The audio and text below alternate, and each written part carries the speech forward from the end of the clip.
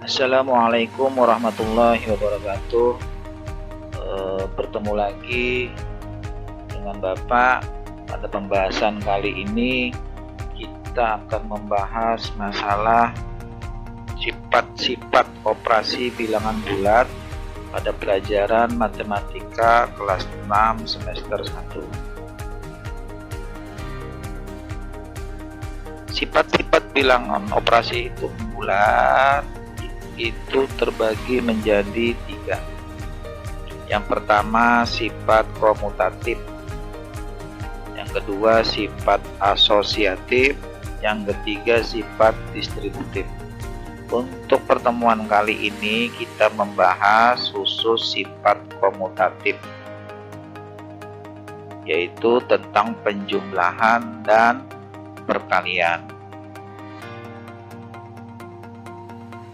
Perlu kita ketahui semua bahwasanya sifat komutatif itu artinya yaitu pertukaran. Sifat komutatif itu hanya berlaku pada operasi penjumlahan dan perkalian pada bilangan bulat.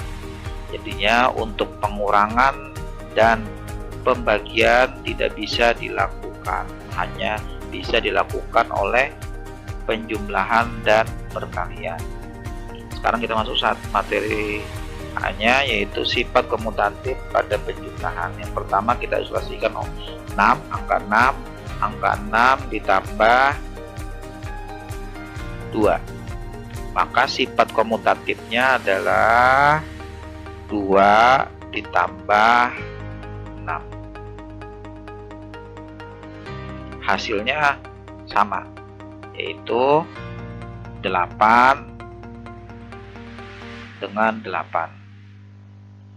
Dari gambar di atas, maka kita bisa tulis yaitu 6 ditambah 2 sama dengan 2 ditambah 6. Kemudian rumusnya yaitu A tambah B sama dengan B tambah A, di mana huruf A dan B itu merupakan bilangan bulat. Kemarin sudah kita bahas masalah bilangan bulat. Bilangan bulat adalah bilangan asli, negatif, positif. Kita ambil contoh 12 ditambah 15, maka sifat komutatifnya adalah 15 tambah 12, hasilnya 27. Nomor 2, 8 tambah negatif 7, maka sifat komutatifnya adalah negatif 7 tambah 8. Ini cara mencarinya, yaitu yang kalian bandingkan yang mana yang paling besar, apakah angka 7 atau angka 8. Kalau angka 8 berarti ini positif. Kalau positif nanti hasilnya pasti positif. Setelah itu kalian kurangkan 8 dikurang 7, maka negatif, maka hasilnya positif 1. Terus nomor 3, negatif 15 tambah negatif 25. Sifat komutatifnya yaitu negatif 25 ditambah negatif 15. Kalian lihat negatif dengan negatif, maka hasilnya pasti negatif. Setelah itu kalian jumlahkan karena dia sama setingkat. Karena setingkat, negatif dengan negatif setingkat, maka kalian tinggal jumlahkan saja 25 tambah 15, maka negatif 40. Soal terakhir, negatif 120 ditambah 37.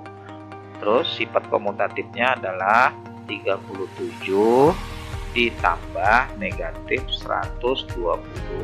Kalian bandingkan karena tidak setingkat.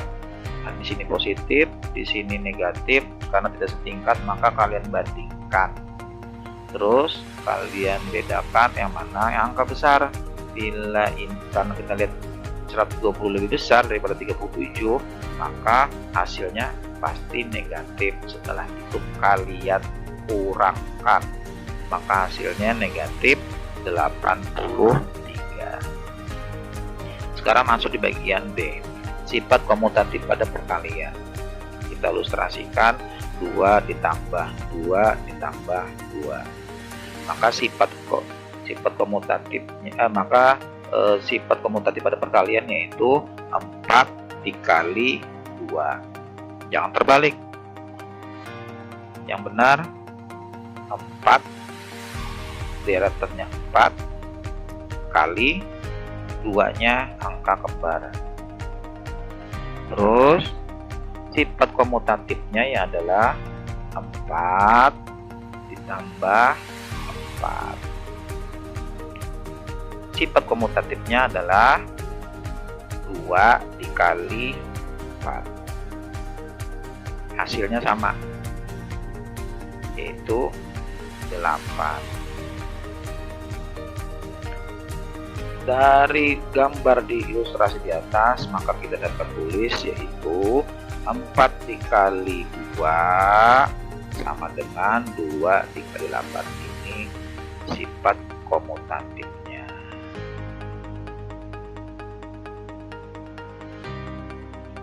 Maka dapat kita ambil rumus yaitu A kali B sama dengan B kali A. Ini rumusnya. A dan B merupakan bilangan bulat. Kita ambil contoh nomor 1, 8 kali negatif 7.